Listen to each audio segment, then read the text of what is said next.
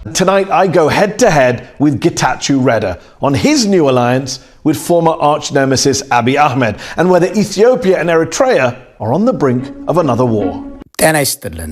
የአቶ ጌታቸው ረዳ የአልጀዚራ ቃለ ምልልስ ትኩረት ሳቢነቱ እንደቀጠለ ነው። በኢትዮጵያ ውስጥ በትግራይ ክልል ጄኖሳይድ መፈጸሙን በዓለም አቀፍ ሚዲያ የተናገሩ የመጀመሪያው የፌዴራል መንግስት ሹም ሆነዋል ጌታቸው። የጠቅላይ ሚኒስትሩ አማካሪ ይህንን በማያጠራጥር ቋንቋ ገልጸውታል። አንድ ነፍስ ያለው የመንግስት አቋም ይዞ የሚከራከር ግለሰብ እንኳን ዓለም ሚዲያ ፊት ለሻይ ቡና ወሬም የሚረባ መከራከሪያ ያለው ፖለቲከኛ ማቅረብ የማይችለው ብልጽግና ጌታቸው ረዳን አልጀዚራ ላይ ልኮ ወንጀሉ ጭቆናውና ክፋቱ እንዲነገርበት ሆኗል። በእርግጥም የአልጀዚራው ቃለ ምልልስ የዓለም ሚዲያና የፖለቲካ ማህበረሰብ የአብይ አህመድን ጭካኔና ጭቆና የኢትዮጵያውያንን መበደል እንዲረዳ በማድረግ ረገድ ብዙ ነገሮችን የገለጠ ሆኗል። አብይ ከፋፋይ አገር አጥፊና አምባገነን ናቸው የሚል ጠያቂ፣ አብይ ብቃት ያለው መሪ ነው ብዬ አላምንም የሚል ተጠያቂ የታዩበት የጌታቸው ረዳና የመህዲ ሐሰን ቃለ ምልልስ ብዙ ነገር ይገልጥልናል። በዚህ ዝግጅት ሙሉውን ወደ አማርኛ መልሰነዋል። ጌታቸው ረዳ የአብይ ደጋፊና አማካሪ ሹም ሆነው መታየታቸው እንዲሸማቀቁበት የሚያሳፍርም ነገር እንደሆነ እንዲረዱት የሚያደርገው የመህዲ ሐሰን አቀራረብ በእርግጥም የኢትዮጵያው ጠቅላይ ሚኒስትር ደጋፊ መሆን እጅግም አሸማቃቂ ምናልባትም ወንጀል እንደሆነ የሚያሳይም ነው። በእርግጥም ጌታቸው የተጠየቁት አብዛኛው ጥያቄ ከአብይ አህመድ ጋር፣ ከአቅመቢስነታቸው ጋር፣ ከችሎታ የለሽነታቸው ጋር፣ ከአምባገነንነታቸው ጋር፣ ድሃን ከማብዛታቸው ጋር፣ ከአገር አፍራሽነታቸው ጋር የተያያዘ ነው። ጌታቸው ጠቅላይ ሚኒስትሩን ጄኖሳይድ ፈጽመዋል ማለት አለመቻላቸውን ተከትሎ በርካቶች አስተያየት ሲሰጡ ከርመዋል። በእርግጥም ገዳዮችን መካድ ራሱን የቻለ ወንጀል ቢሆንም አብይ አህመድ መንጋዎችን እያንጋጉ ባካሄዱት የትግራይ ጦርነት አውራ ተሳታፊ የነበሩት ሰዎች በዚህኛው በጌታቸው ንግግር ሲደነቁ ማየት የዘመናችን ስላቅ አለማለቁን የሚያሳይ ነው። ጌታቸው አልጀዚራ ላይ በአብዛኛው የተብጠለጠሉት እነዚሁ የፖለቲካ መንጋዎች አብይ ሙሴ ነው እያሉ በጠቅላይ ሚኒስትሩ ደጃፍ ላይ በሚከርሙበት ወቅት አብይ በሰሯቸው ወንጀሎች ነው። ጌታቸው ጄኖሳይዱን አብይ መርቶታል ብሎ መናገር አቃተው ሲሉም እኛ የጄኖሳይድ ፈጻሚ ነበርን እያሉ መሆኑን እንኳን ልብ ያሉት አይመስልም። ጌታቸው በአልጀዚራው ቃለ ምልልሳቸው ላይ እነ ክርስቲያን ታደለ ፍትህ እንዲያገኙ ሲናገሩ ተደምጠዋል። ከጥቂት ዓመታት በፊት አቶ ክርስቲያን ታደለ የጌታቸው የቀድሞ ጓዶች ለምን ተፈቱ ብለው በፓርላማ እንደተበሳጩት ሳይሆን ጌታቸው በአልጀዚራ ተቃራኒውን ሆነው ተገኝተዋል። የኤርትራን ጦርነት አይከሰትም እያሉ እሳቸውም እንደ አብይ አህመድ እመኑኝ ማለት ጀምረዋል። በቀደመው ጊዜ የፖለቲካ ድንክ ሲሏቸው የነበሩትን ጠቅላይ ሚኒስትር ዛሬም ችሎታ ያለው መሪ እንደሆነ አላሳየም በማለት አገር የማስተዳደር ብቃት እንደሌላቸው በዓለም መድረክ መስክረዋል። ጋዜጠኛው ይህንን ተናግረህ ወደዚያች ንጉሥ ወደሚመራት አገር ትመለስ ይሆን በሚል ድምጸት ጥያቄውን አንስቷል። ወደ ሙሉ ዝግጅቱ እንግባ። Abiy, as you know, is a controversial, some would say divisive political figure in your country. እንደሚያውቁት አብይ አህመድ በኢትዮጵያ ውስጥ አወዛጋቢ ሰው ናቸው። አንዳንዶች ከፋፋይ የፖለቲካ ሰው ይሏቸዋል። አምባገነን፣ አጭበርባሪ፣ ኢትዮጵያን እየበታተነ ያለ እያሉም የሚጠሯቸው አሉ። ሰዎች ስላለቃው ይህንን ሁሉ ሲሉ የእርሶ ምላሽ ምንድን ነው? What's your response to people who make those criticisms of your boss? Some, if not most of the things I have said all along. እነዚህን ነገሮች እኔም ላለፉት ዓመታት ስላቸው ነበር። ከፕሪቶሪያው ስምምነት በኋላና ወደ ህገ መንግስታዊ ስርዓት ከተመለሰን በኋላ የትግራይ ክልል ጊዜያዊ መንግስት ፕሬዝዳንትም ከሆንኩ በኋላ ከጠቅላይ ሚኒስትሩ ጋር ከነ ፖለቲካ ልዩነቶቻችን በቅርበት መስራት ነበረብን። Whatever our political differences. You recognize that you're the person who called him a tyrant, a grifter. አምባገነን፣ አጭበርባሪ፣ ኢትዮጵያን እየበታተነ ያለ ሲሉት እንደነበር ግን እያመኑልኝ ነው አይደል?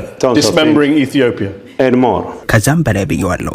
You actually accused him of committing the crime of crimes, genocide. በእርግጣው ከዚህም በላይ በትግራይ ህዝብ ላይ ጄኖሳይድ ፈጽመዋል ብለዋቸው ነበር ጠቅላይ ሚኒስትሩን። አብይ አህመድ እርሶን በድሮን ሊገድሉ ሞክረዋል። እህቶን አግተው ወስደው አስረዋል።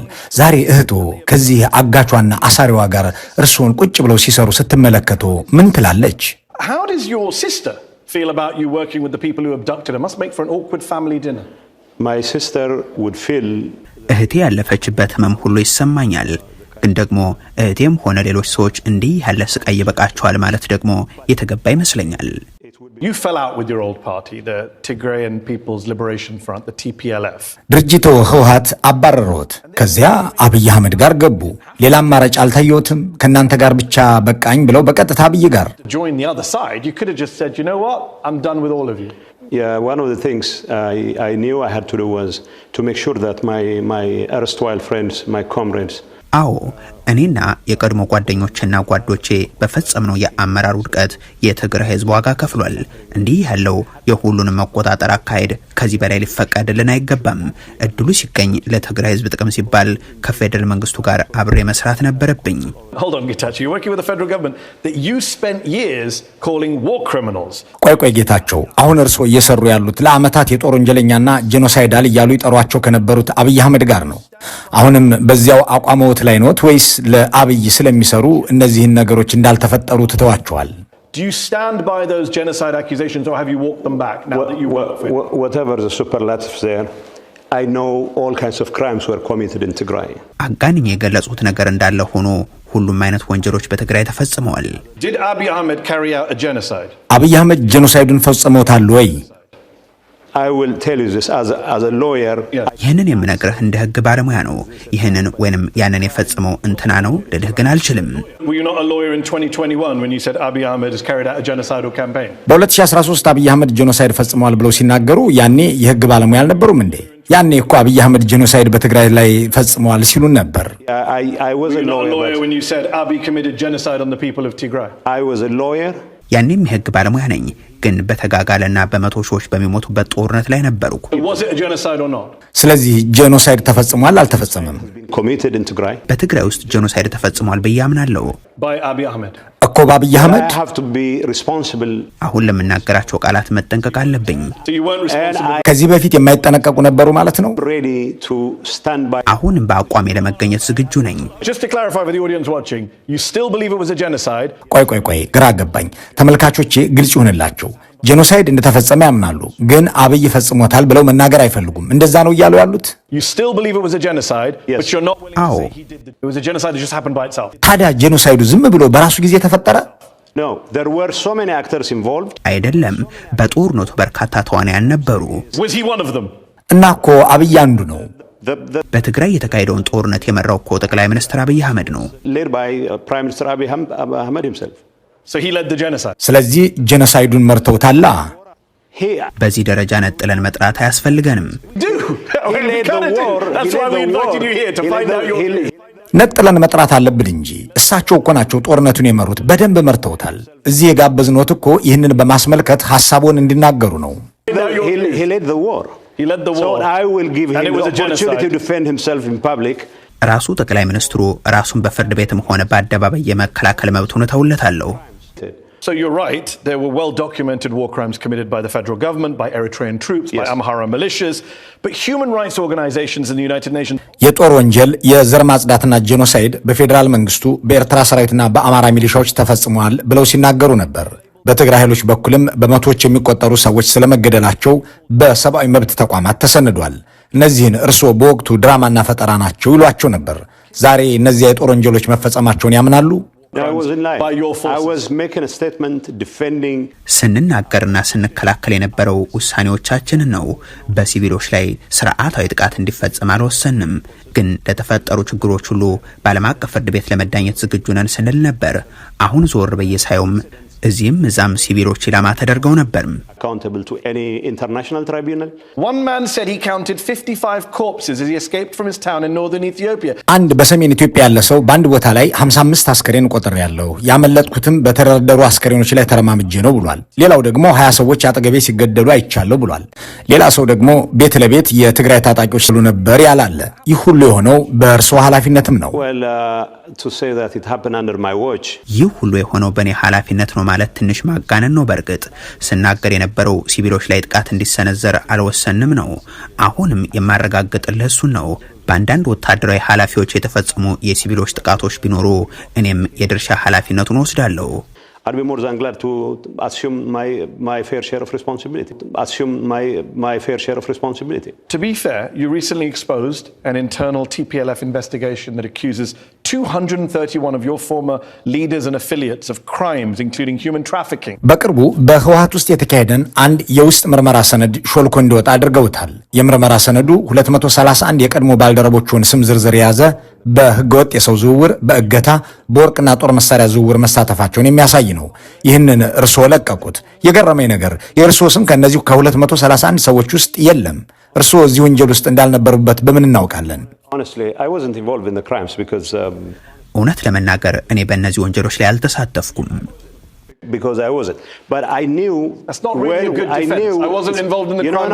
እርስዎ ነዎት እኮ እነዚህን ያጋለጧቸው። እዚህ ወንጀል ላይ አልተሳተፍኩም ብሎ መናገር ጥሩ መከላከል አይደለም።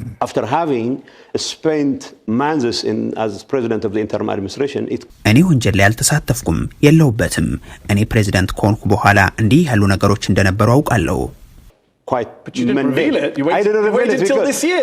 ግን ይህንን ሰነድ ለማሹለክና ለመልቀቅ እስከዚህ ዓመት ድረስ መጠበቅ ነበረበት። እኔ አላሸለኩትም። በህወሓት ውስጥ የውስጥ ችግሮች ላይ ከመነታረክ አንድነታችን ላይ እናተኩር ብለን እናምን ነበር። Unity was far more important than addressing our internal problems, and that human trafficking is not an internal problem, it's a major crime. ህገወጥ የሰው ዝውውር እኮ የውስጥ ችግር አይደለም፣ ይህ ግዙፍ ወንጀል ነው። It's a major crime. በወቅቱ ይህንኑ ሰነድ ለሚመለከታቸው ኃላፊዎች ሰጥቻለሁ። እኔ ቤት ለቤት እየዞርኩ ክስ ልመሰርትባቸው አልችልም። And it's not like I can go door to door and prosecute myself. But you exposed 231 people. እነዚህን 231 ሰዎች ግን አጋልጧቸዋል። ኃላፊነት ላይ ያለሁና ሳልባረር እዛውም እያለሁ ነው ይህንን ነገር ያደረኩት። Being ousted as interim president. But you admitted earlier this year that you lied up until now. I tolerated this. በዚህ በያዝነው ዓመት መጀመሪያ አካባቢ ሰው አሽኖሬያለሁ ብለው አምነዋል። No, I didn't lie. I tolerated. አልዋሸሁም፣ ችዬ ኖሬያለሁ ነው ያልኩት።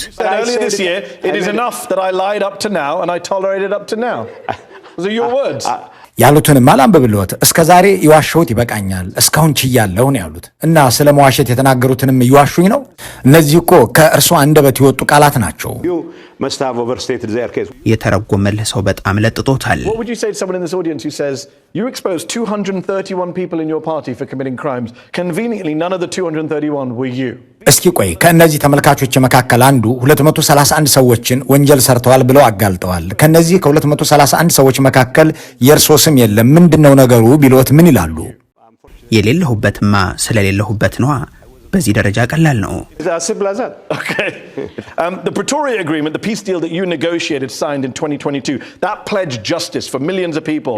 የፕሪቶሪያው ስምምነት በትግራይ ክልል ሚሊዮኖች ለከፈሉት ዋጋ ፍትህ ይሰፍን ዘንድ ቃል ይገባል። በስምምነቱ ላይ ቃል የተገባው አንዱም ነገር ሳይፈጸም 3 ዓመት ሆነ። የጦር ወንጀሉን ከፈጸሙት ዋና ዋና ሰዎቹ አንዱም አልተጠየቀም። እንደውም አብዛኞቹ አሁንም በስልጣን ላይ ናቸው። ባለፈው ከአማራ ክልሉ ባለስልጣን ደመቀ ዘውዱ ጋር ተገናኝተው ነበር። ይህ ሰው ደግሞ ሌላው ቀርቶ ከጦርነቱ ማብቃትና የሰላም ስምምነቱ መፈረም በኋላ እንኳን በምዕራብ ትግራይ የዘር ማጽዳት፣ እገታ፣ ማሰቃየትና ማፈናቀል እየፈጸመ መሆኑን በሂውማን ራይትስ ዎች የተሰነደለት ሰው ነው።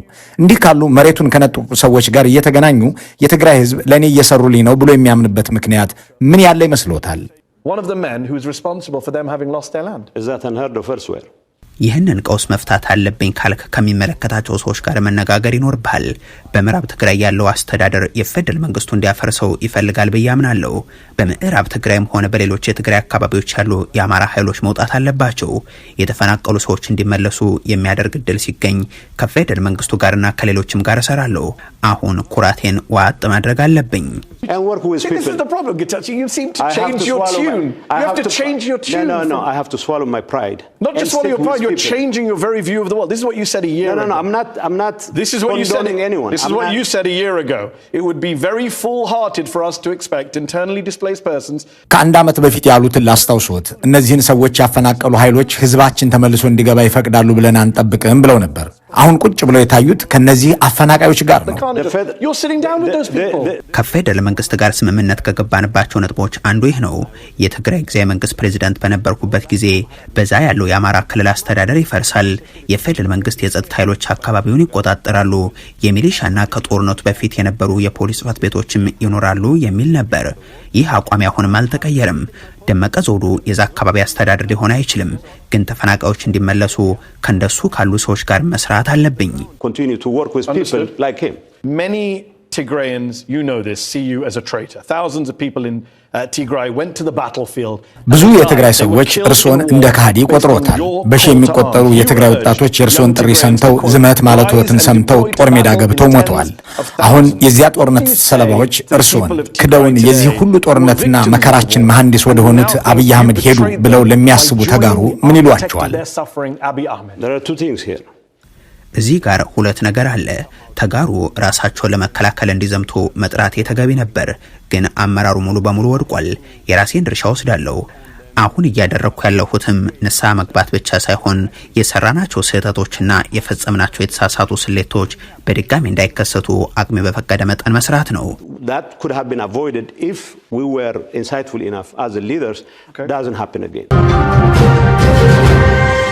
What have you achieved by making this big step? አብይ አህመድ ጋር በመቀላቀል ለትግራይ ህዝብ ምን ፈየዱለት? ያሳኩለት ነገር ምንድነው? You mean since joining? I had long since joined Abiy Ahmed. እኔ እኮ ከአብይ ጋር መስራት የጀመርኩት አሁን አይደለም። ገና የጊዜ መንግስቱ ፕሬዝዳንት ተደርጌ በእርሱ ሲሾም ጀምሮ አብረን እንሰራ ነበር። ይህ በድንገት የሆነ ነገር አይደለም። ከትግራይ ተባረርኩ። አዲስ አበባ ስመጣ ደግሞ በትግራይ ጉዳይ መወያየት ነበረብን። አሁንም በምንችለው መጠን የትግራይ ህዝብ ጥቅሞች ለመጠበቅ እየሰራሁ ነው። ይህንን ለማድረግ ደግሞ እንደ ፖሊሲ አውጭ ሳይሆን ያለችውን ጣል እንደሚያደርግ አማካሪ ከጠቅላይ ሚኒስትሩ ጋር የመስራት እድል ገጠመኝ። are going to pay dividends, and then I will use that opportunity. In 2019, Prime Minister Abiy Ahmed won the Nobel Peace Prize for ending decades of hostilities with neighboring Eritrea. በ2012 ዓ.ም ጠቅላይ ሚኒስትር አብይ ከኤርትራ ጋር እርቅ አውርደዋል በሚል የኖቤል ሽልማት ወስደዋል። እኒሁ ሰውዬ በትግራይ ላይ ኤርትራን ጓደኛ አድርገው የእርስ በርስ ውጊያ አካሂደዋል። አሁን ደግሞ በኢትዮጵያና ኤርትራ መካከል አዲስ ጦርነት እየመጣ ይመስላል። የኢትዮጵያ ታንኮችና አየር መቃወሚያዎችም ወደ ድንበር እየተጠጉ እንደሆነም በመዘገብ ላይ ነው። ሁለቱም መንግስቶች እየተካሰሱ ነው። ኢትዮጵያ እንደገና ሌላ የጦርነት አዘቅት ውስጥ ልትገባ ነው እንዴ? I wouldn't put it that way. እንደዛ መቀመጥ አልፈልግም።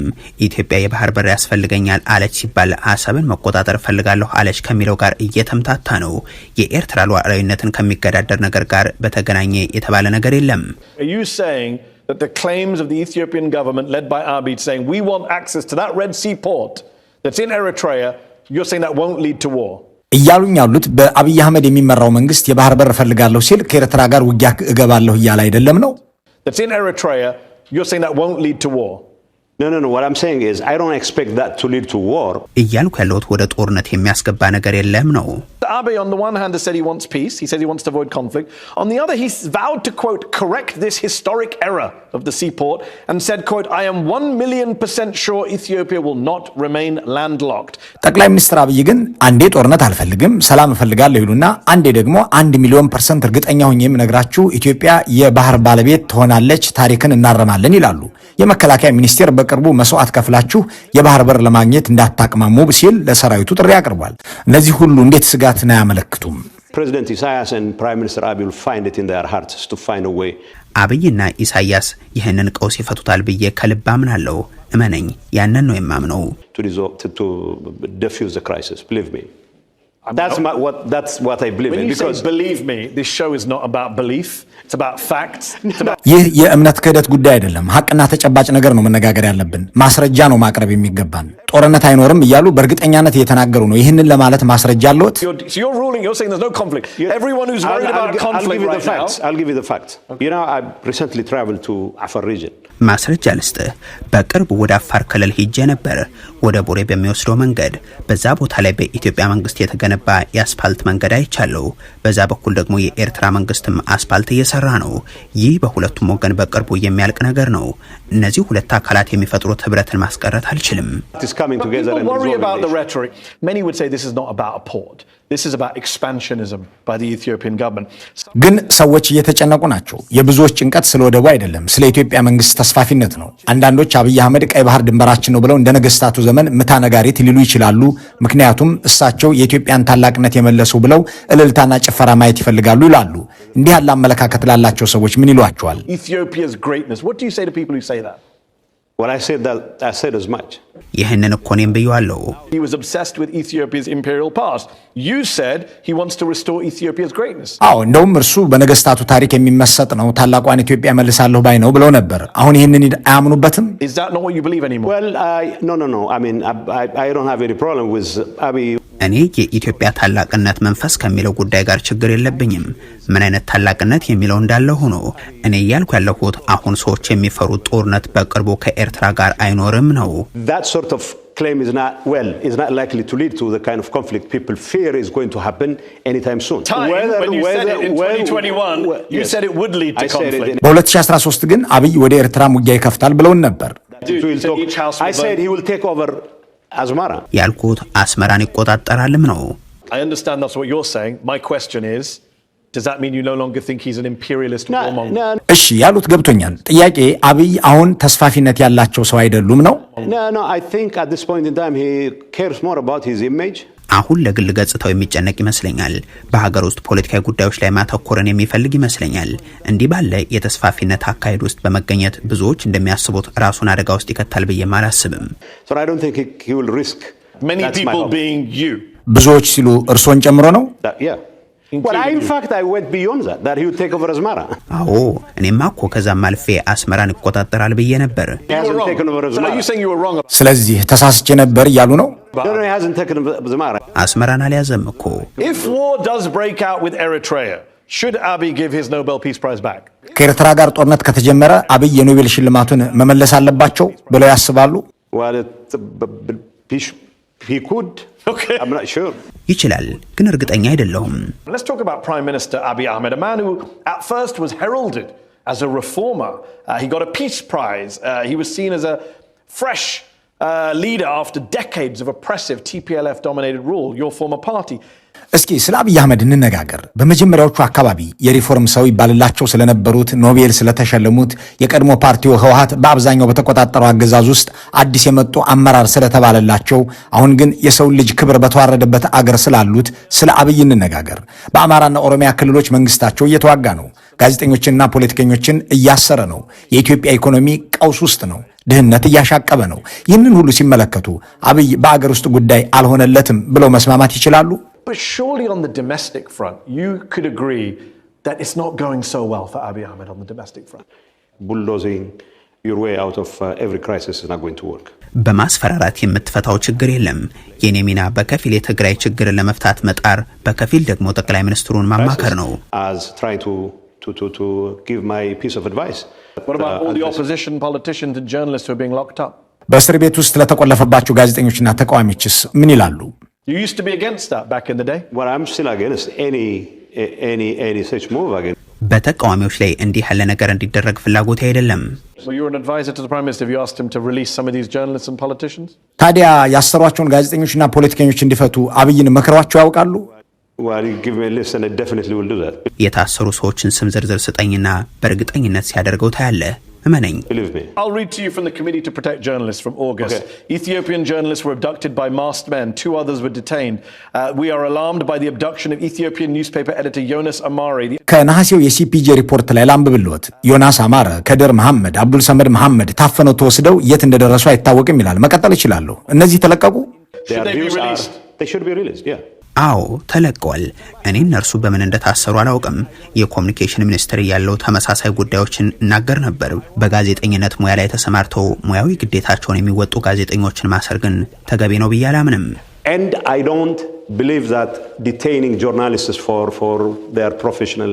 Federal MP Christian Tadale, who was taken last year. ክርስቲያን ታደለ የፓርላማ አባል ናቸው። ባለፈው ዓመት ታሰሩ። አሁን በጸና መታመማቸው እየተነገረ ነው። ቤተሰባቸው ተጨንቋል። In prison, his family are very worried about him. He's a member of parliament. He should have his day in court. Anyone who is accused of any crime should have their day in court. ይህንን በፍርድ ቤት የመከራከር መብቱ ሊከበርበት ይገባል። ማንም ሰው በየትኛውም ወንጀል የተከሰሰ ሰው ፍትህ የማግኘትና በችሎት የመዳኘት መብቱ ሊከበርለት ይገባል። Treated decently. You have all these tensions in Ethiopia, and some people would say undermines Prime Minister Abiy's very grand vision. አንዳንድ ሰዎች አሉ የአብይ አህመድን መደመር ጨፍላቂ ነው፣ አገሪቱ ለገባችበት ቀውስ ምንጭ ነው የሚሉ አሉ። አንዳንዶች ደግሞ አሉ መደመር አብይ ራሱ ምን እንደሆነ ያውቅም የሚሉ። ስለነዚህ ትችቶች ምን ይላሉ? Some people say Abiy has no idea what Medemer is. What do you say to those critics? Well, the only Meddemer book I've read is the most recent one. አንዱን የመደመር መጽሐፍ አንብቤዋለሁ። የቅርቡን የራሴን አስተያየት ሰጥቻለሁ ስለ መጽሐፉ። I gave my assessment of what the book stands for. You called it a noble document. አስደናቂ ሰነድ ነው ብለው ያወደሱት መጽሐፍ። Did I call it a noble document? Yeah. እንደዛ አልኩት እንዴ? I said it has grand ideas. እኔ ያልኩት መጽሐፉ የያዛቸው ነጥቦች መሬት ላይ ካሉት አጀንዳዎች ጋር ጠበቅ ያለ የፖሊሲ ውይይት ይፈልጋሉ ነው። እኔ አንድም ድጋፍ የሰጠሁት ፖሊሲ የለም። A serious policy debate. I wasn't endorsing any policy. Just to be clear, the people who said it was bullshit and an assimilation agenda that's the source of the problems, and who said Abiy doesn't have any clue about Medema. አሁን እዚህ ማውራው ሰው መደመር የሚባል ነገር ጨፍላቂ አጀንዳ ነው፣ የችግር ሁሉ ምንጭ ነው፣ ራሱ አብይም መደመር ምን እንደሆነ አያውቅም ሲል ከነበረ ሰው ጋር ነው አይደል? Was, drum roll, you.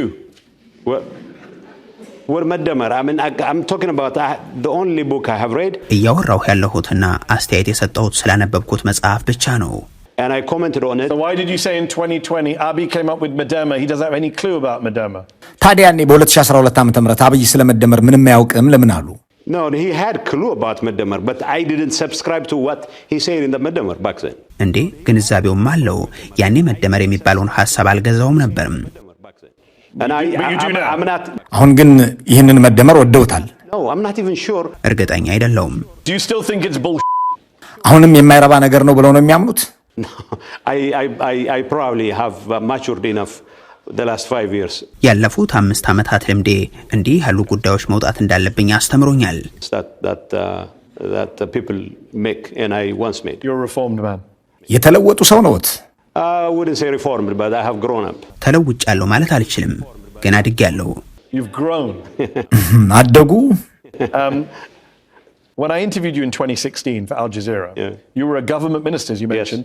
በ2008 በአልጀዚራ ላይ ቃለ መጠይቅ ሳደርግሎት የመንግስት ኮሚኒኬሽን ሚኒስትር ነበሩ። ያኔ የህወሓት አባልና የመንግስት ሹም ነበሩ። አሁን ደግሞ የአብይ አህመድ ባለስልጣንና የህወሓት ተቃዋሚ ነዎት። ነገ ወዴት እንደሚሄዱስ ማን ሊያውቅ ይችላል? ሰዎች እርስዎን ግን ማመን ይችላሉ? ሰው እንዴት እርስዎን ይመነዎት? Now you're with the Abiy government, you're anti the TPLF. Next year, who knows where you'll be? People will say, how can we take you seriously? Well, you should come out, you hop.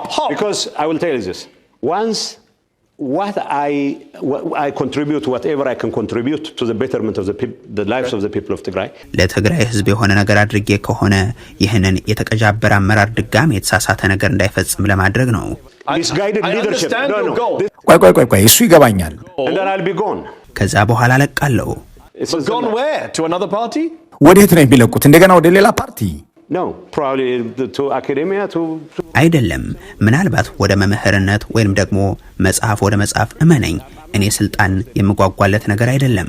Even now I'm not interested in political power even though you've been in politics for 20 odd years. የፖለቲካ ስልጣን የማይፈልግ ሰው ለ20 ዓመት ፖለቲካ ውስጥ ምን ይሰራል ታዲያ? 20 odd years. Even now I don't clear my words with the prime minister. የምናገረው ነገር ለጠቅላይ ሚኒስትሩ ብዬ አልተውም፣ ለማንም ብዬ ወደ ኋላ አልልም። የምለውን እላለሁ፣ ለህዝብ ይጠቅማል ብዬ የማስበውን ሁሉ አደርጋለሁ። Because I think it's in the best interest of the people. Critics of Abiy say he has a messiah complex. He's once said that he was divinely ordained to rule, that his mother had a vision that he would be the seventh But he king. said that, right? ጠቅላይ ሚኒስትር አብይ ሁሉንም ነገር የማድረግ አቅም ያለኝ ብለው ያምናሉ። እንደውም እናቴ 7ኛ ንጉስ አንተ ነህ ብላኛለች ብለው ነው የሚናገሩት። እግዚአብሔር ያስቀመጠኝ ንጉስ ነኝ ባይ ናቸው። አብይ ለርሶ ንጉስ ነኝ ብለው ነገሮት ያውቃሉ? An advisor of his said Abiy believes he's God anointed. Has he said that to you? Does he tell you that he's the king? No, he said it in public. ይህ እኮ በይፋ በፓርላማ የተናገረው ነው። Did he say it to you? ለርሶ ይህንን ነገሮት ያውቃሉ ወይ? No, he didn't say it to me. As a matter of fact, he was a very close friend. አልነገረኝም። ሲጀመር እኮ አብይ ጓደኛዬ ነው። ገና ጠቅላይ ሚኒስትር ሳይሆን በፊት ጀምሮ ጥብቅ ጓደኛዬ ነው። But what he said was, ማን ነው የርሶ የቅርብ ጓደኛ? Abiy was my close friend. አብይ የቅርብ ጓደኛዬ ነበር። You hated him. You said he was a genocidal warmonger, imperialist. ሲጠሉትና ሲያልጠላሉት አልነበረም እንዴ? የጄኖሳይድ ወንጀለኛ፣ ጦረኛ፣ ኢምፔሪያሊስት ሲሉት አልነበረም እንዴ? Yeah, but We had friends you had. that doesn't change the fact that we were friends. አዎ ያኮ ጓደኛ ነበርን የሚለውን እውነት አይቀይረውም። The fact that he's a genocidal warmonger didn't change the fact that you were friends. የሆኑ ግራ አጋቢ ጓደኛሞች ናችሁ። የጄኖሳይድ ጦረኛና ወንጀለኛ ነበር የሚለው እውነት የእናንተን ጓደኝነት አይቀይረውም ነው እያሉኝ ያሉት? No. I'm stating the fact. አይደለም፣ ሐቁን ነው እየተናገርኩ ያለሁት። Before the genocide, you mean you were friends? Yes. And after the genocide, you're friends. Just during the genocide. ከጄኖሳይዱ በኋላም ጓደኛ ናችሁ። ከጄኖሳይዱም በፊት ጓደኛ ናችሁ። እና በጄኖሳይዱ ወቅትስ ጓደኛ አይደላችሁ? You weren't friends. We were fighting each other. እርስ በርስ እየተዋጋን ነበር። No. I mean, let's not belittle the whole idea of this genocide, whatever. ይህንን የጄኖሳይድ ጉዳይ ባናነሳው ነው የሚሻለው። I'm not the one belittling you. You're the one who said you used to be friends with the guy you... No. እኔ አይደለሁም እያንኳሰስኩ ያለሁት ራስዎ ነዎት። ጄኖሳይድ ፈጽሟል ሲሉት ከነበረው ሰው ጋር የቅርብ ጓደኛሞች ነን እያሉኝ ነው። ራስዎ ነዎት ይሄን የሚሉት። I'm not the one belittling you. You're the one who said you used to be friends with the guy you... No. He didn't tell me. Do you believe Abiy was chosen by God to rule Ethiopia? አብይ ኢትዮጵያን እንዲገዛ በእግዚአብሔር የተመረጠ ነው ብለው ያምናሉ? I don't. አላምንም። You don't? I don't. Have you told him that? I don't have to tell him. መናገር አይጠበቅብኝም። I mean, you kind of do. He thinks he is, and you're his advisor. አማካሪ እኮ ነዎት። አማካሪዎች እኮ እንዲህ ያሉ ነገሮችንም ይመክራሉ። Advisors normally give advice. I don't believe God has a specific... እግዚአብሔር እንዲህ ላለ ነገር የተለየ ምርጫ አለው ብዬ አላምንም። ችሎታው ካለ መምራትና ማሳየት ነው። You can be leader. Has he proved his mettle? አብይ ብቃትና ችሎታ ያላቸው መሪ መሆናቸውን አሳይተዋል ብለው ያስባሉ? He has yet to prove his mettle. ችሎታ ያለው መሪ መሆኑን ገና ማሳየት ይጠበቅበታል። He's been in the office for several years. He's still yet. ይህንን ያህል ዓመትም ሀገር መርተው ችሎታ ያላቸው መሪ መሆናቸው አልተረጋገጠም። This is my position. ይህ እንግዲህ የኔ አስተያየት ነው። If he watches this interview and he sees his advisor saying he's yet to prove his mettle and he may be guilty of genocide. ይህንን ቃለ ምልልስ አብይ ሲያዩትና አማካሪው እዚህ ጣቢያ ላይ ቀርበው ችሎታ ያለው መሪ አይደለም ማለቱን ሲሰሙ ደግሞም ከጄኖሳይድ ጋር ስማቸውን አገናኝተው ሲያነሱት የሚያባርሩት ወይም በስልጣን ላይ የሚያቆዩት ይመስሎታል? Do you think he'll fire you or keep you on? Honestly, I don't really care what happens as a result of that. እውነት ለመናገር ይህንን በመናገር የሚፈጠር ነገር አያሳስበኝም። እንዲህ ባለ አደባባይ የተነገሩ ነገሮች ብዙ ጊዜ ችግር ውስጥ ይከታሉ ብዬ አላምንም እና አልጨነቅም። But like I said, I don't care what happens. I live in a country where the leader thinks he's also a king. ምክንያቱም አንተ የምትኖረው ንጉስ ነኝ የሚል ሰው በሚመራው ሀገር ነው። We're being torn apart, no signs of coming together. Do you agree with that? መከፋፈሉ ጉዳቱ የከፋ ነው። አንድ የመሆንና የመውጫ ጭላንጭሉ አይታይም። ይስማማሉ በዚህ? What the Tigray conflict has done is የትግራይ ጦርነት እንደቆመ ህዝቡ አንዳች ተስፋ ያለው ብሎ ተስፋ አድርጎ ነበርም። አሁንም ቢሆን አንድ ማድረጊያ ዕድሎች ሁሉ መጠቀም አለብን። ለትግራይ ህዝብ ይጠቅማል ያልኩትን ሁሉ ለማድረግ እሰራለሁ። ኢትዮጵያ ያሽቆለቆለች መቀጠል የለባትም። አብይ አህመድን ጨምሮ ሁሉም በዚህ ሚና ሊኖራቸው ይገባል። Prime Minister Abiy included to arrest this development, not to just complain about. This government has shut down various initiatives. ይህ መንግስት እኮ ፍትህና ተጠያቂነት እንዲሰፍን የሚያስችሉ ወሳኝ ጅምሮችን ሳይቀር የዘጋ ነው። ይህ እውነት ነው። To get justice and accountability, that's a fact. Transitional justice that only takes into account እያሉ ካለሁት በፕሪቶሪያ መነጽር እንኳን ቢታይ የሽግግር ፍትህና ሌሎች ይኖራሉ የሚል ነበር። የሽግግር ፍትህ ለትግራይ ብቻ አይደለም፣ በአጠቃላይ ለኢትዮጵያ ነው። ሙሉ በሙሉ መተግበር አለበት። ይህ አቋሜ ነው። ተግዳሮቱ ይገባኛል፣ ግን ከፌደራል መንግስቱ ጋር መስራት አለብን።